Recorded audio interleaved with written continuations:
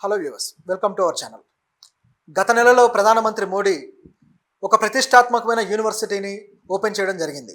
ఈ ప్రారంభోత్సవంలో ఈ యూనివర్సిటీ భారతదేశ సంస్కృతికి చిహ్నమని, భారతదేశ సాంప్రదాయానికి చిహ్నమని, భారత జ్ఞానానికి చిహ్నమని ఆయన చెప్పడం జరిగింది.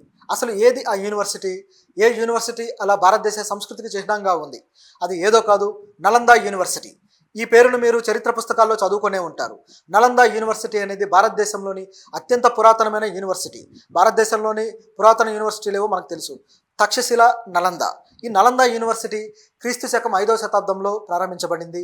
ఈ యూనివర్సిటీ తర్వాత అనేక యుద్ధాలకి, అనేక దండయాత్రలకి గురయ్యి అది ధ్వంసమైపోయి ఎన్నో ఏళ్లుగా అదొక శిథిలాలుగా మిగిలిపోయిన యూనివర్సిటీ.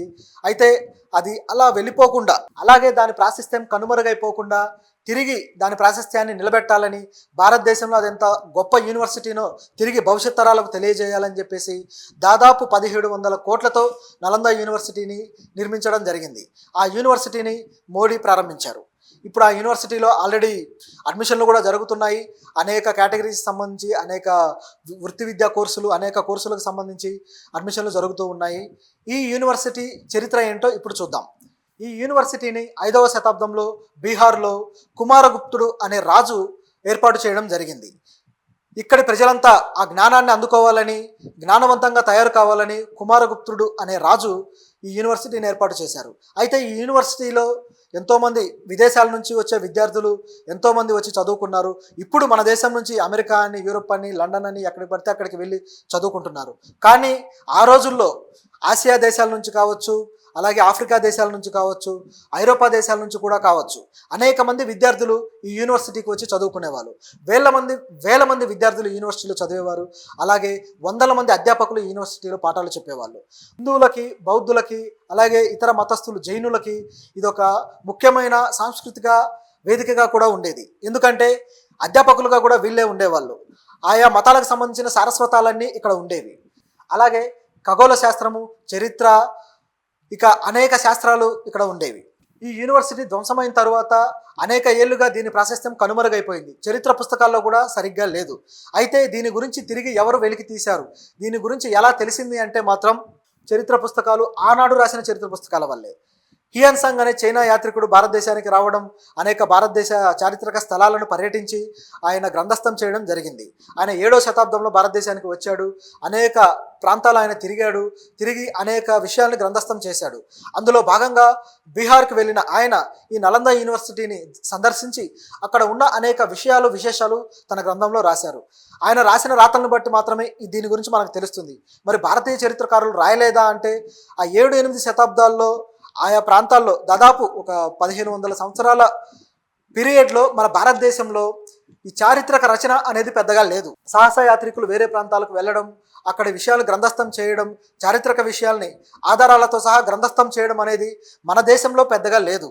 మన దగ్గర పురాణాలు రాయడము, లేదా గల్పికలు, కథలు, ఇలా కల్పితాలు రాయడమే ఎక్కువ ఉండేది.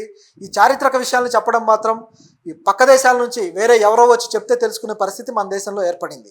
అయితే దీనికి కారణం ఒక హేతువాద దృక్పథం లేకపోవడం, చారిత్రక దృక్పథం, భవిష్యత్ తరాలకి ఈ చరిత్ర ఏం జరిగింది అనేది అందించే దృక్పథం లేకపోవడంతోనే ఈ తప్పు జరిగింది. ఈ తప్పు అలాగే తర్వాతి ప్రభుత్వాలు కూడా కంటిన్యూ చేస్తూ వచ్చాయి. ఎందుకంటే చరిత్రలో రాజుల పరిపాలన గురించి ఇచ్చారు తప్పితే ముఖ్యమైన ఘట్టాలు, ప్రజలకు సంబంధించి, సమాజానికి సంబంధించి, సామాజిక మార్పులకు సంబంధించి ఎలాంటి ఘట్టాలు జరిగాయి, ఎలాంటి విషయాలు జరిగాయి, వీటికి సంబంధించిన విషయాలను మాత్రం చరిత్ర పుటల్లో పెద్దగా చేర్చిన దాఖలాలు కనపడవు. ఇండివిజువల్గా చరిత్రకారులు రాయడం, ఆ పుస్తకాల్లో అవి చేర్చడం జరిగింది, కానీ విద్యార్థులు చదువుకునే చరిత్ర పుస్తకాల్లో మాత్రం చేర్చలేదు. ఈ యూనివర్సిటీ ప్రాశస్త్యం ఎంత గొప్పదంటే, జీరోను కనిపెట్టిన ఆర్యభట్ట ఈ యూనివర్సిటీలోనే చదువుకున్నాడు. ఈ యూనివర్సిటీ 3 సార్లు వినాశనానికి గురైంది. ఈ యూనివర్సిటీ మీద 3 సార్లు వేరే రాజులు దండయాత్రలు చేశారు. అయితే 2 సార్లు దీన్ని కాపాడుకోగలిగారు. కానీ 3వసారి మాత్రం దాదాపు పూర్తిగా ధ్వంసమైపోయింది. మొదటిసారి ఈ యూనివర్సిటీ మీద చైనా అంటే మధ్య ఆసియా నుంచి ఒక రాజు దండయాత్ర చేశాడు. ఆ రాజుని నిలువరించిన మన భారతదేశ రాజు సముద్రగుప్తుడు అసలే అపజయాలు ఎరుగని రాజు అన్న పేరుంది అతనికి. సముద్రగుప్తుడు అద్భుతంగా పోరాడి ఆ చైనా రాజుని మెడలు వంచి అతన్ని తిరిగి పంపించేశాడు. అప్పుడు ఈ యూనివర్సిటీని కాపాడుకోవడం జరిగింది. అలాగే రెండవసారి ఒక బీహార్ నుంచి ఒక రాజు మళ్ళీ దండయాత్ర చేయడం జరిగింది. అప్పుడు కూడా హర్షవర్ధనుడు పోరాడి దీన్ని కాపాడుకోవడం జరిగింది. ఆ తరువాత చివరిసారిగా మూడోసారి బక్తియార్ ఖిల్జీ దీని మీద దండయాత్ర చేసి మొత్తం ధ్వంసం చేశాడు. అయితే బక్తియార్ ఖిల్జీ అసలు యూనివర్సిటీని ధ్వంసం చేయాలని ఎందుకు అనుకున్నాడు? ఎందుకంటే అసలు దీని మీద ఆయన కన్ను ఎందుకు పడింది? బక్తియార్ ఖిల్జీకి ఎవరు గుర్తించని ఒక వింత జబ్బు వచ్చింది. ఆ వింత జబ్బు, ఆ వింత వ్యాధి ఏంటో ఏ వైద్యుడు కనిపెట్టలేకపోయారు. ఎంతోమంది ముస్లిం భూత వైద్యుల దగ్గరికి వెళ్ళినా వాళ్ళు చెప్పలేకపోయారు. దాంతో ఆయనకి ఏం చేయాలో తోచలేదు. అప్పుడు ఒక స్వామీజీ దగ్గరికి వెళ్తే ఆయన ఒక ఖురాన్ని ఇచ్చి దీన్ని చదువు తగ్గిపోతుంది అన్నాడు. ఆయన సహజంగానే ఎంతో భక్తుడు కాబట్టి ఖురాన్ని ప్రతిరోజు చదవడం మొదలుపెట్టాడు. మొత్తం చదవడం పూర్తయిన తర్వాత ఆటోమేటిక్గా ఆయనకు ఆ వ్యాధి తగ్గిపోయింది. అది ఎలా తగ్గిపోయిందని ఆయన ఆశ్చర్యపోయాడు. ఆశ్చర్యపోయి ఇది ఎలా జరిగింది, ఆ స్వామీజీ ఏం చేశాడు అంటూ తిరిగి ఆయన దగ్గరికి వెళ్ళి మీరు ఏం చేశారు అని చెప్పి అడిగారు. అడిగినప్పుడు ఆ స్వామీజీ ఏం చేశాడో లేదో ఆయనకు చెప్పాడో లేదో తెలియదు, కానీ ప్రజల్లోకి అయితే వచ్చింది. అదేంటంటే ఆ ఖురాన్కి ఆయన ఆయుర్వేద తైలాలు, ఆయుర్వేద మందులు పోయడం జరిగింది. రోజు ఆ ఖురాన్ ప్రతులు తిరగేస్తూ చదివిన ఆ రాజు తెలియకుండానే ఆ ఆయుర్వేద తైలాల ఎఫెక్ట్కు గురై అది మానిపోవడం జరిగింది. ఆ విధంగా ఆయన ఎవరు గుర్తించని వ్యాధి నయమైంది. అయితే ఇంత జ్ఞానము, ఈ ఆయుర్వేద జ్ఞానము ఇదంతా ఎక్కడి నుంచి వచ్చింది అని బక్తియార్ ఖిల్జీకి డౌట్ వచ్చింది. ఈ డౌట్ వచ్చిన తర్వాత ఆయన ఎంక్వైరీ చేసుకుంటే తేలింది ఏంటంటే నలంద యూనివర్సిటీ నుంచే ఈ జ్ఞానం వస్తుంది, అదే ఈ జ్ఞానాన్ని ప్రొడ్యూస్ చేస్తుంది అని గుర్తించాడు.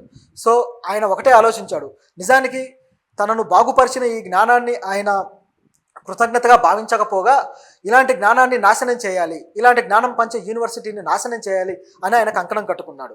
అలా కంకణం కట్టుకొని ఆయన తన సైన్యాలతో సహా యుద్ధం చేయడానికి బయలుదేరి ఆ నలంద యూనివర్సిటీకి చేరుకొని మొత్తం ధ్వంసం చేశాడు.